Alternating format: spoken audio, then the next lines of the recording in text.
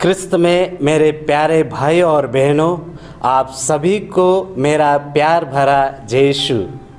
प्यारे भाई और बहनों, आज माता कलीसिया वर्ष का 23वां रविवार मना रही है। आज के तीनों पाठों में पर हम 4 प्रश्नों पर मनन चिंतन करते हैं। पहला प्रश्न है, क्या मैं दूसरों का ख्याल रखता हूँ या रखती हूँ? क्या मैं दूसरों के लिए जिम्मेदार व्यक्ति बन सकता हूँ या बन सकती हूँ? किस तरह से मैं ईश्वरीय प्रेम और भातृत्व प्रेम को अपने जीवन में ला सकता हूँ?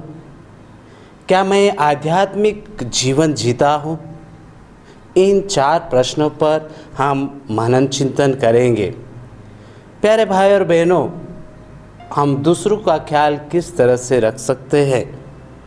पुराने व्यवस्थान में अगर हम देखते हैं तो काइन और हाबिल की कहानी आप लोगों ने सुनी होगी, जिसमें प्रभु यीशु काइन से पूछता है कि तुम्हारा भाई कहाँ है। काइन जवाब में देता है कि मैं नहीं जानता हूँ। क्या मैं मेरे भाई का रखवाला हूँ? कई बार हम भी हमारे जीवन में काइन की तरह बन जाते हैं। आज के पहले पाठ में प्रभु ईश्वर नबी एजेकिएल को आमंत्रित करता है, नबी एजेकिएल को बुलाता है और एक विशेष जिम्मेदारी देता है। और आज के पहले पाठ में हमें सुनने को मिलता है एक खास बात, मनुष्य केवल अपने लिए नहीं लेकिन दूसरों के लिए जिम्मेदार व्यक्ति बनता है। अगर हम पुराने व्यवस्थान में देखते हैं तो प्रभु ईश्वर ने बहुत सारे नबियों को बुलाया और उनको एक खास जिम्मेदारी दी। प्यारे भाई और बहनों, ये जिम्मेदारी क्या होती है? क्या जिम्मेदारी है? किसके लिए प्रभु बुलाते हैं? प्रभु एक जिम्मेदारी देता है। वो जिम्मेदारी है गलत रास्ते पर भटके हुए लोगों को सही रास्ते पर लाने की जिम्मेदारी हमको सौंपते हैं।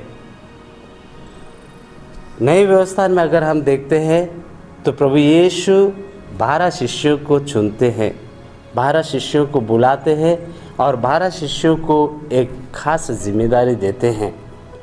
कलीसिया में हम देखते हैं तो भले गडेरिये के रूप में हमारे संत पापा, बिशप्स, पुरोहितगण, सिस्टरगण और बहुत सारे धर्मी लोग जो हमारी रक्षा करने के लिए, जो हमको बचाने के लिए आमंत्रित किए गए हैं। आध्यात्मिक बीमारी, अगर हम आध्यात्मिक बीमारी पर विचार करें तो ये आध्यात्मिक बीमारी क्या है? आध्यात्मिक बीमारी जो व्यक्ति बीमार होता है, जो व्यक्ति बुराई में पड़ जाता है, पापों में गिर जाता है, वो व्यक्ति आध्यात्मिक रूप से बीमार होता है। आज के सुसमाचार में बहुत अच्छी तरह से समझाया गया है।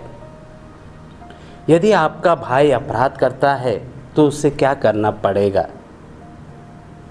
आज के सुसमाचार में बताया गया है कि यदि हमारा भाई अपराध करता है तो उसको व्यक्तिगत रूप से प्यार से समझाना, और अगर नहीं समझता है तो उसको एक और को बुलाया कर उसके सामने उसको प्यार से समझाना।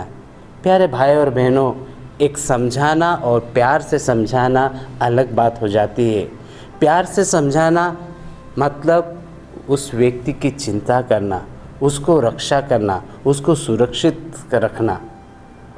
प्यारे भाई और बहनों, कई बार हम ये आध्यात्मिक रूप से बीमार व्यक्ति को हम दोष देते हैं, हम उनका नाम खराब कर देते हैं, हम उनसे घृणा करते हैं, हम उनका अन्याय करते हैं, या फिर कभी कभी हम उनका बदला भी लेते हैं और स्वार्थ के कारण भी हम कभी कभी उनको समझाते हैं और कभी कभी हम माफ़ भी नहीं कर पाते हैं।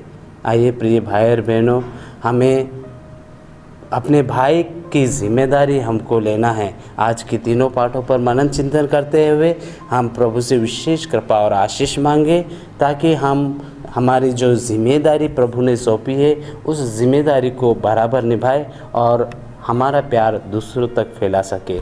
पिता, पुत्र और पवित्र आत्मा के नाम पर आमीन।